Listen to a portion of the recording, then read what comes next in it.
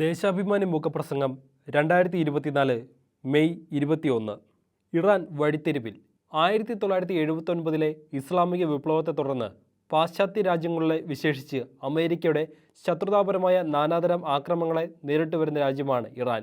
ആയുധശേഷിയും പണക്കൊഴുപ്പും കൊണ്ട് ലോകരാഷ്ട്രീയത്തിൽ ആധിപത്യം പുലർത്തി വരുന്ന അമേരിക്കൻ ചേരിക്കെതിരെ വിട്ടുവീഴ്ചയില്ലാതെ പോരാടുന്ന അപൂർവം രാജ്യങ്ങളിലൊന്ന്. അതുകൊണ്ട് തന്നെ ഇറാനെ ദുഷ്ടശക്തിയായാണ് പാശ്ചാത്യ മാധ്യമങ്ങൾ എന്നും ചിത്രീകരിക്കുന്നത്. ഈയിടെ ഇസ്രയേലുമായി ഉണ്ടായ സംഘർഷത്തിലും അക്രമിയായ സയനിസ്റ്റ് രാഷ്ട്രത്തിൻ്റെ ആവശ്യങ്ങൾക്ക് അനുസരിച്ചായിരുന്നു പടിഞ്ഞാറൻ ആഖ്യാനങ്ങൾ. ഇത്തരത്തിൽ പ്രതികൂലമായ അന്താരാഷ്ട്ര സാഹചര്യം നേരിടുന്നതിനിടെ പ്രസിഡന്റ് ഇബ്രാഹിം റൈസി, വിദേശമന്ത്രി ഹുസൈൻ അമീർ അബ്ദുള്ള ഹിയാൻ തുടങ്ങിയവർ ഞായറാഴ്ച ഹെലികോപ്റ്റർ അപകടത്തിൽ കൊല്ലപ്പെട്ടത് ഇറാനെ നിർണായക വഴിത്തിരിവിൽ എത്തിച്ചിരിക്കുകയാണ്. കോപ്റ്റർ തകർന്നത് അപകടമാണോ, ശത്രുരാജ്യങ്ങളുടെ ഇടപെടലാണോ തുടങ്ങിയ കാര്യങ്ങൾ വ്യക്തമാകാൻ സമയമെടുക്കും.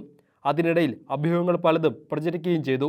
അയൽരാജ്യമായ അസർബൈജാന്റെ പ്രസിഡന്റ് ഇൽഹാം അലിയേവുമൊത്ത് അതിർത്തി പ്രദേശത്ത് അണക്കെട്ട് ഉദ്ഘാടനം ചെയ്ത ശേഷം തെഹ്റാനിലേക്ക് മടങ്ങുമ്പോഴാണ് റൈസിയും വിദേശമന്ത്രിയും മറ്റും സഞ്ചരിച്ച ഹെലികോപ്റ്റർ തകർന്നു വീണത്.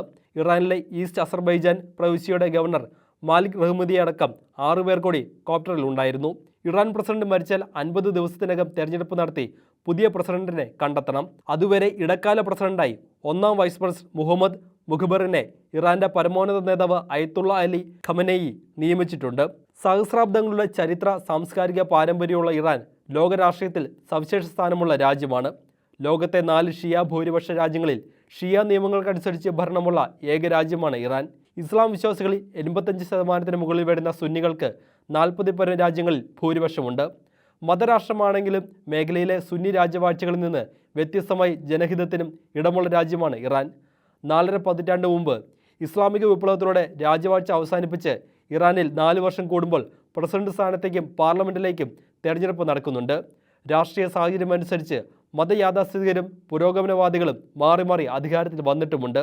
അതായത് അമേരിക്കയ്ക്കുള്ളതുപോലെ തനതും വ്യവസ്ഥാപിതവുമായ ഒരു ജനാധിപത്യ സംവിധാനമുള്ള രാജ്യമാണ് ഇറാൻ. സുന്നി രാജവാഴ്ചകളുള്ള രാജ്യങ്ങളിൽ നിന്ന് വ്യത്യസ്തമായി ചലച്ചിത്രമടക്കം കലകളിലൂടെയും പ്രസിദ്ധമാണ് ഇറാൻ. എങ്കിലും ആ രാജ്യത്തെ വെറും മതരാഷ്ട്രമായാണ് പടിഞ്ഞാറന്മാർ കാണുന്നതും ചിത്രീകരിക്കുന്നതും. 2021 ആഗസ്റ്റിൽ പ്രസിഡന്റായി അധികാരമേറ്റ റൈസി 15 മാസത്തോളം ഭരണകാലാവധി അവശേഷിക്കുകയാണ് ദുരിതത്തിനിരയായത്. മതപരമായി യാഥാസ്ഥിതികനും രാഷ്ട്രീയമായി സാമ്രാജ്യത്വ വിരുദ്ധനുമായിരുന്നു അദ്ദേഹം. കടുത്ത തീരുമാനങ്ങളിലൂടെ തൻ്റെ വ്യക്തിമുദ്ര പതിപ്പിച്ചു.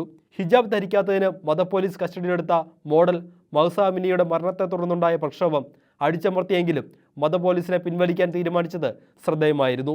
ഇറാൻ പോലെ പുരോഗമനവാദികൾക്കും ശക്തമായ അടിത്തറയുള്ള രാജ്യങ്ങളിൽ ജനാധിപത്യാഭിലാഷങ്ങളെ ഏറെക്കാലം അടിച്ചമർത്താനാകില്ലെന്ന് വ്യക്തമാക്കിയ സംഭവമായിരുന്നു അത്. അടുത്തിടെ ഇസ്രയേലുമായി ഉണ്ടായ സംഘർഷത്തിലും റൈസി നേതൃപാഠവും തെളിയിച്ചു. ഇസ്രയേലിൽ നിന്നും അമേരിക്കയിൽ നിന്നും ഉണ്ടാകുന്ന നിരന്തരം പ്രകോപനങ്ങൾക്ക് മേഖലയിൽ തങ്ങൾ പിന്തുണയ്ക്കുന്ന സായുധ സംഘടനകളെ ഉപയോഗിച്ച് നിഴൽയുദ്ധങ്ങളിലൂടെയും മുന്നറിയിപ്പുകളിലൂടെയും മറുപടി നൽകുകയാണ് ഇറാൻ ചെയ്തു വന്നിരുന്നത്. എന്നാൽ കഴിഞ്ഞ മാസം ഇസ്രയേലിൽ നടത്തിയ ഡ്രോൺ മിസൈൽ ആക്രമണങ്ങൾ ജൂതവംശീയ രാഷ്ട്രത്തിനകത്ത് ഇറാൻ നടത്തിയ ആദ്യ തിരിച്ചടിയായിരുന്നു.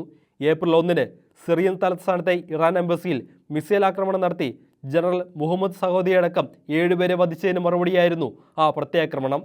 കൃത്യമായ മുന്നറിയിപ്പ് നൽകി ആൾനാശം ഒഴിവാക്കുന്ന തരത്തിൽ പ്രതീകാത്മകമായി ഇറാൻ നടത്തിയ പ്രത്യാക്രമണം നേരിടാൻ ഇസ്രയേലിന് അമേരിക്ക, ഫ്രാൻസ്, ബ്രിട്ടൻ തുടങ്ങിയ രാജ്യങ്ങളുടെ സഹായവും വേണ്ടി വന്നു. ഈ നാണക്കേടിന് ഇസ്രയേൽ പ്രതികാരം ചെയ്യുമെന്ന് കരുതിയിരിക്കുകയുണ്ടായ കോപ്റ്റർ ദുരന്തം സ്വാഭാവികമായും സംശയങ്ങൾക്ക് ഇടയാക്കും. എന്തായാലും ഈ വിഷമഘട്ടത്തെ ഇറാൻ അതിജീവിക്കുക തന്നെ ചെയ്യുമെന്നാണ് ലോകം പ്രതീക്ഷിക്കുന്നത്.